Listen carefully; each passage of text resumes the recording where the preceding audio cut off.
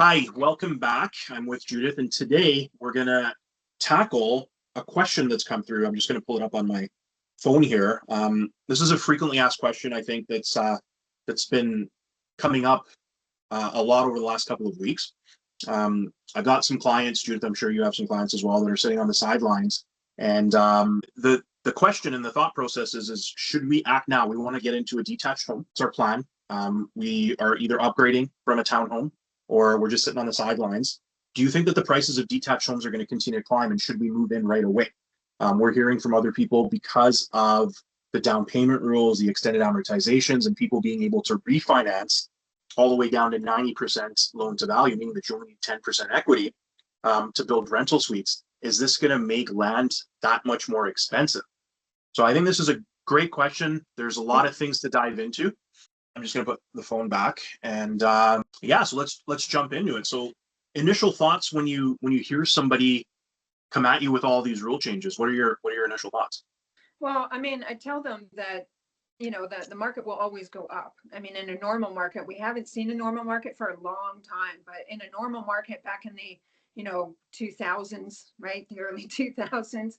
I mean, a normal market was, the market would go up a little bit, then it would stabilize for a little bit, then it might go down a little bit, and then it will go up again. So it's kind of like this little upturn graph. In the last, let's say, 20 years, the market's just been red hot, and it's just increased. The prices have increased quite a bit. I mean, all the incentives that they're coming out with the increased amortization and with the lower down payment. I mean, will it bring more buyers into the market? Will it bring more first-time buyers into the market? It's hard to say. I mean, any government incentive that they ever came up with never really worked. It might bring a few people to the table, but all in all, it's all about, acquiring more debt. So Yeah, if you have a longer amortization, you're looking at, a longer term mortgage. If you're looking at a down payment, yeah, it gets you into the market sooner, but then you're paying interest on that portion of down payment that you're not putting on. well, not only the interest, but the premiums on the insurance that you're going to be paying, right? If you have a 25-year amortization and you're putting 10% down, you're paying like, 3%, maybe 4%, 2.4%. I can't remember what the exact number is off the top of my head. But you're paying that much of the purchase price on top. Now, if you're extending the amortization out, there is another 0.2, 0.25% premium on top of that. And when you're talking about hundreds of thousands of dollars, in this case, up to 1.5 million, that's not a little bit, right? That's quite a bit that you're adding. And I think the extending the amortization from 25 to 30 years might drop the income required for a home from like 335,000 to maybe 200 or 270 or 80,000 or something like that, depending on the rates and the terms of, because of the stress test and whatnot. But in that range. So let's just say 350 or 250, 260 to like 330 range, right? That's household income, not taking into account other debts. Most people that carry high income, especially younger people, they do have car payments and other things like that to take into account. So the numbers could even be higher, closer to the $330,000 range. You're looking at that much of an income still required to qualify for these homes, right? And so my question remains to be, what about affordability?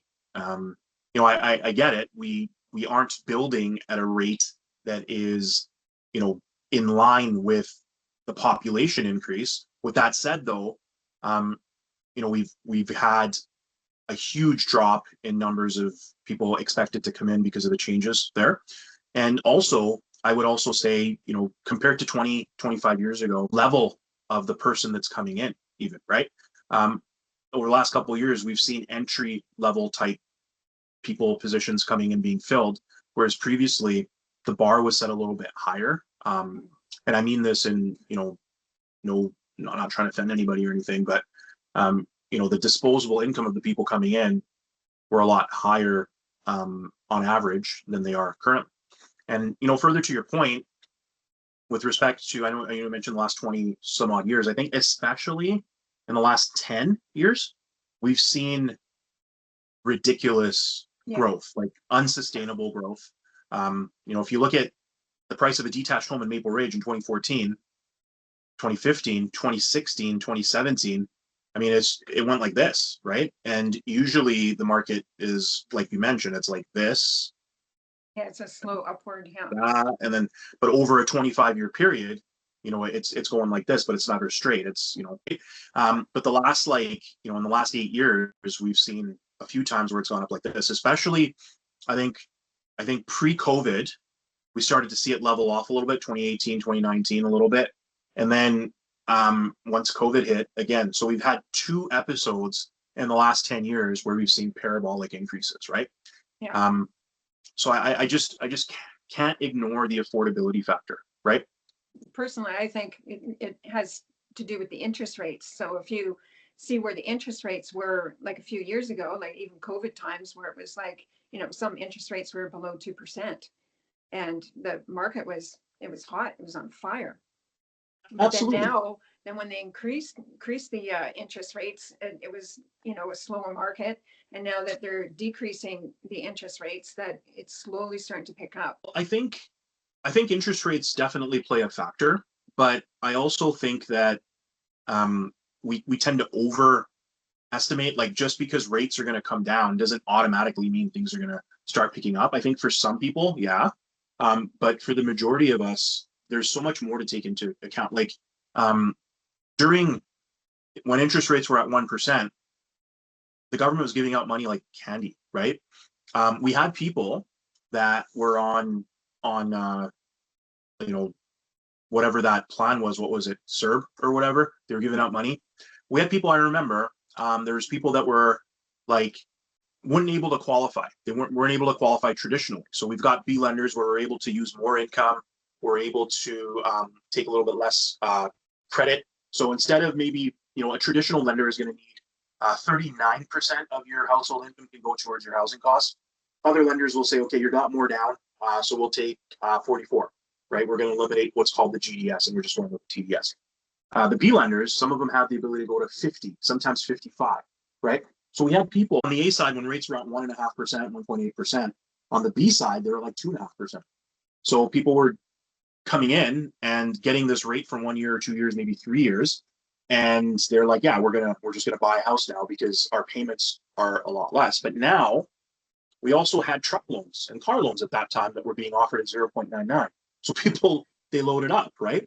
And now when we look at, households, we're going from maybe paying $3,500 a month all in to like 48, 55, 7,300 in some cases, right? These are just recent numbers that I've seen.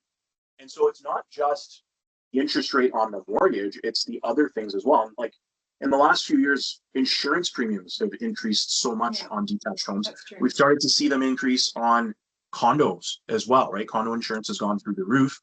The strata bills, like there's a place not too far from here where I'm at, constructed in about 2018, and it already needs a new roof.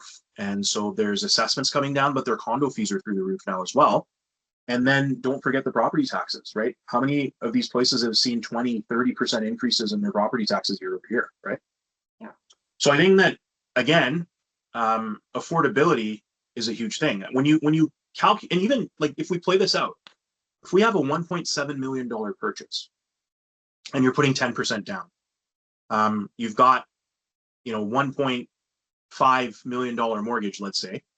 The interest rate is going to be, at these numbers, you're paying maybe $530 for every $100,000 that you're borrowing.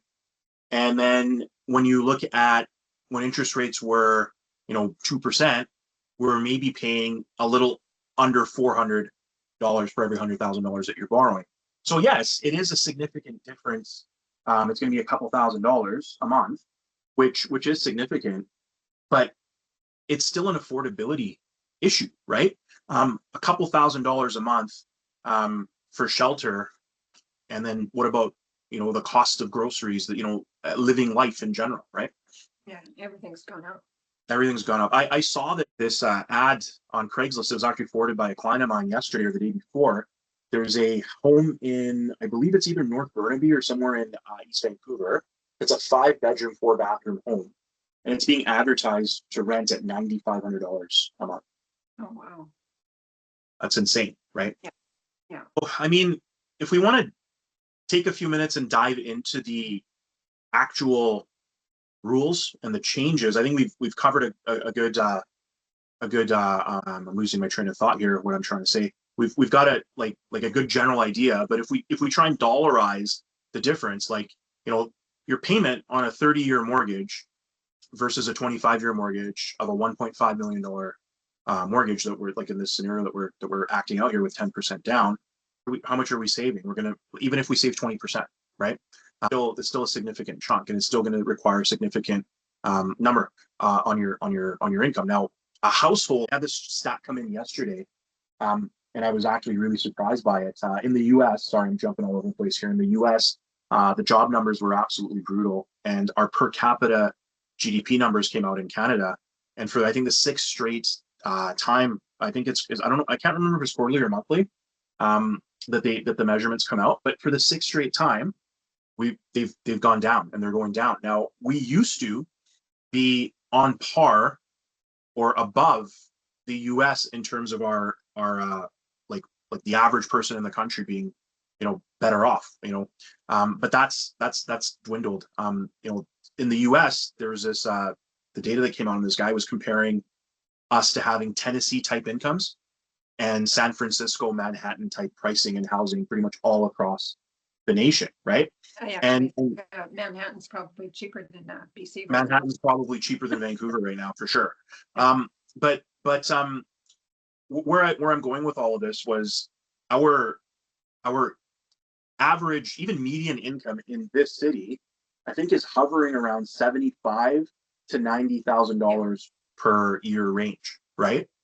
So we're looking at 90% of income going towards housing, right?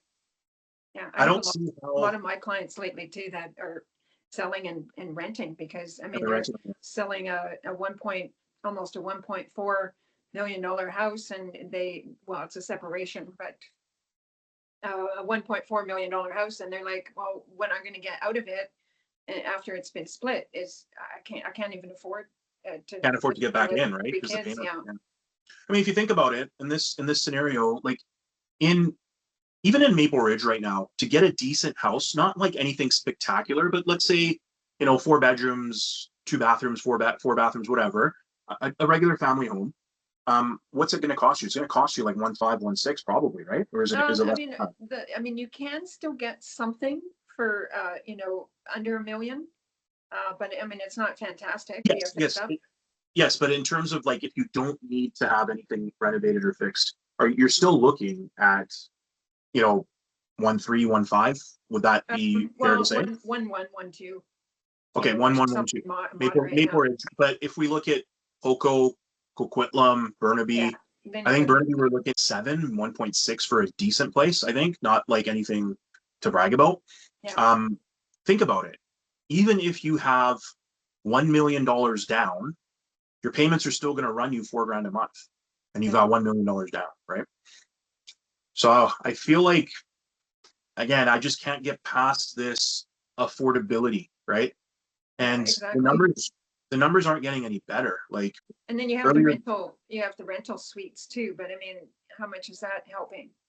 Well, I mean, if you let's run through this scenario again. Let's say you've got a $1.5 million home. Okay. You've got some equity in it. How much is it going to cost to build a laneway house? How much is it going to cost you to build a rental suite? I don't know. What do you think? Like $100,000? Maybe less. Laneway, yeah. At least if you're going to finish a suite in your house, it's going to be, you know, construction costs maybe about 25,000 to 30,000. Okay, so a laneway is going to run you about 100. You're only going to need about 30, maybe. Let's overestimate this a little bit, just because I like to be conservative. Maybe let's say $50,000, right? So yeah, you can probably borrow that. But what are you going to be renting a suite for? I mean, I guess it depends where you're at. There's basement suites being rented for $2,200 right now, which could help you. But again, let's run through this scenario again. I guess on that $1 million scenario, right? If you have a $4,000 a month mortgage payment and you've got a $2,200 a month rental income coming in, I guess it makes sense for you, it'll work. But how many people have $1 million to put down on 1.7? Not And many. then, yeah, so Yeah. I don't know.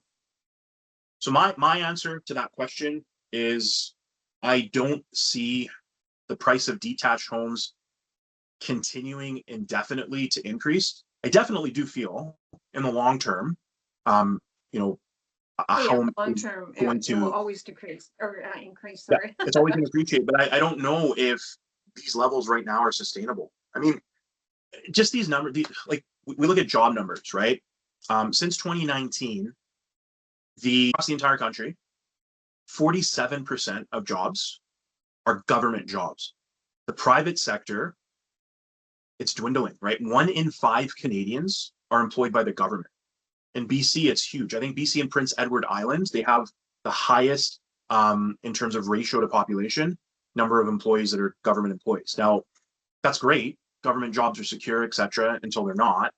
And I mean, I saw this other thing that came out yesterday where they were saying that there could be some layoffs from the government. They're just waiting till after Christmas. We'll see whether that happens or not, but that's not where I was going. That's another story for another time. But I mentioned this before on this channel in our conversations as well, is when you have a job, it takes 5 private sector jobs to pay for that income for that government job, right? The taxes that you collect off of 5 private sector jobs, right? Because government, I mean, for lack of a better term, I joke about this all the time, but they're like a dependent, right? They don't actually generate revenue. They get revenue by collecting taxes from us, right? So that's how they're paying for these jobs. Yeah. So if we're going from, 1 in 5 to 1 in 4, like what's gonna happen? Our taxes are gonna increase. Can we even afford another tax increase, right? Yeah. Yeah, I don't know. I, I I mean, don't I don't know even small businesses, like small to medium businesses are suffering. I know I've talked to a lot of businesses and a lot of businesses say, where do they get most of their clientele from? Is it from the US? So, Canada doesn't have the money here to even keep small to medium businesses afloat. Yeah, it's interesting. Another thought just came up when you mentioned small business. Taylor Swift is in town this weekend, and I think that there's a lot of people that are really in that, especially in the downtown area, really happy about this concert because apparently when a concert of this magnitude happens, there's an influx of money coming in, and it's not necessarily local. It's people coming from out of town, and it's crazy. Like I was earlier, this must have been over the weekend. There's people that actually have tickets, but they don't have places to stay because it's either through the roof for hotels or there's everything's Yeah. booked, so they have nowhere to stay, right? So they're coming into town and they're going to camp out on a rental or something, right? Yeah, what did you hear of the money coming into BC because of that concert? I heard it was 1 point, oh no, what was it? Like 156 billion 156 billion or million? or Million. 1 point. No, million. Oh, million. Million, sorry. 150. Yeah, Yeah. no, I Like that's heard. outrageous. See, I heard a couple of numbers. I heard 150, 200 million, but I also heard that if you take into account and you actually look at the not the trickle down, but the like what's the word I'm looking for here? Sorry, I'm just spacing out today, losing my train of thought. But the longer term of impact can be like almost $1 billion that's going to flow through because of a concert like this. Now, I don't recall where I had those numbers. I'm gonna have to go back and maybe if I do find it, I'll put a link in the description of this thing. You wonder if a concert like this brings in more money than when we had the Olympics. Well, I mean, probably because I mean the Olympics. How much money did we have to put out in terms of Yeah, exactly. all that? I mean, let's not get started in that. In 2003, when we won the bid, it's only going to cost us this much to build, the stadium and this and that and whatever, and the highways and everything's going to be done. And then, 5 years later, we forgot to adjust for inflation, and so those numbers just go through the roof, right? The budget. I remember the mayor at the time, it was Sam Sullivan, I think. They spent I don't know how many hundreds of thousands of dollars or a significant chunk on a wheelchair for him that they just used for that one, like the flag raising ceremony or something. Oh, wow. And it was a talk it was a talk of the time. This was like 2010, right? So I distinctly remember that because I was looking at this and I was like, are you kidding me? Like you spend that much on a wheelchair, like just crazy, right? Yeah, I mean, I don't want to make it political, but offline when we were, getting started to record this, one of the things that we were talking about was the level of increase in development fees and just taxes on land and whatnot. I mean, if And the tariffs government, coming in. the tariffs coming in too, but just our government, how much we have to pay them before we're even breaking ground on a project, right? If they really were serious about making things more affordable, I feel like looking at something like that versus saying, oh, hey, we're going to increase the amortization for you, so you're going to be able to take on more debt and pay more interest to the bank when it's all said and done, or hey, put less down and take more of a burden, and we're going to make more on that insurance premium. They should look at things like that, right? Well, I mean, talk about government incentives. I mean, when did they put the rule in to redo all the zoning with duplexes and quadruplexes and things like that? The funny thing is Maple Ridge hasn't even broken ground to any of those. Yeah, and None what's of going to them in happen? construction. The way the taxes work, it's the highest and best use, right? So that's why we're seeing these increases in taxes on these otherwise, whatever, just regular detached homes, right?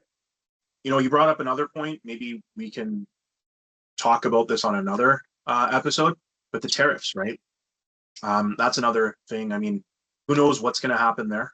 I mean, our government, though, just federally, right? We continue to spend. I don't know if we're going to be able to spend our way out of this.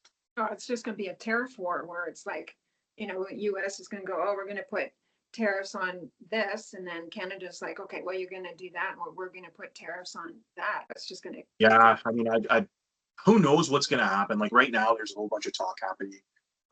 Is Trump really going to be following through on this? Has he really thought things through? I mean, I've heard so many things that have come out of his mouth, going and saying we're going to force whoever is not trading in the American currency, we're going to put 100% tariff on them and this and that. And it's like, how are you going to control this stuff, right? Yeah. So you've got like, two European countries, or China and Europe, European country, trading energy or something amongst themselves and using, whatever currency they decide. You're going to jump in there. How are you going to do that, right? I think the world is a very different place than it was 30 years ago. I think that these other countries are able to produce things that they couldn't before and stuff, right? So we'll see what happens. It's going to be interesting. I mean, we're getting long with this. I think we should sign off. Hopefully that addresses this question. And do you have anything else to add before we sign off? No, not really.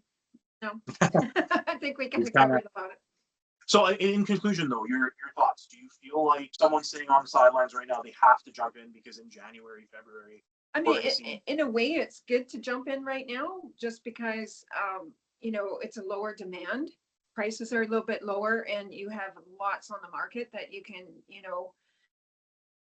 lots to choose from. I think ultimately it comes down, it's a personal decision, right? It's like, what is driving you to make this move? If you absolutely need a place, you need shelter, financing and, looking at whether timing the market, long term, I think you're going to be okay. You don't really want to make your decision if it's not completely financially related. You don't want to have that huge of a burden, right? So if you need to make a move, right now is a really good time because, again, as you mentioned, there is inventory and there is a possibility that we'll even see more inventory come January. But again, when it comes to purchasing a primary residence, there's so many more factors to come into play, and that's one of the reasons why we have consultations and we walk you through this, right? I mean, you do the same thing. But yeah, I think in general, I just when I hear people saying, get in now or you're going to miss out, like I in my mind, I'm thinking, okay, we're going to see like a detached home at like $2 million all of a sudden in like 3 months. I don't see that happening. But again, I don't see prices just going nuts for a while. I mean, yeah. I think 2025, I think is going to be kind of this, where there's lots on the market, lots to choose from. Prices are a little bit steady. Yeah. I mean, we never really anticipated having a $1.8 million, $1.7 million, relatively nice house, 3-4 years ago, but we're here now. So who knows, right? At the end of the day. Yeah. I mean, the best thing in affordability would be that, you know, like in the beginning of this conversation, I said that the market kind of goes up and it goes steady and then it will drop a little bit. But I mean, best scenario for affordability in the long run would maybe go back to that, and where the market kind of goes stable for a long period of time, and then, you know, everything will kind of catch up. I think the biggest thing is we need wages to catch up, right? We haven't moved. I don't know if I mentioned this before, but we've had like wages haven't moved since 2016. No. Right? It's insane. But yeah, thanks for your time, and we'll sign off now, and we'll see you next week. Okay, thanks for having me.